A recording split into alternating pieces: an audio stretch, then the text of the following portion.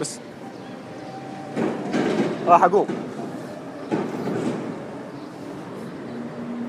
ابو الشباب بس من خصتك انا راح اروح.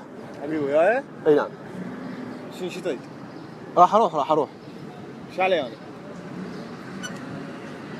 اني راح اقوم، راح اروح يعني. حبيبي ايش علي انا؟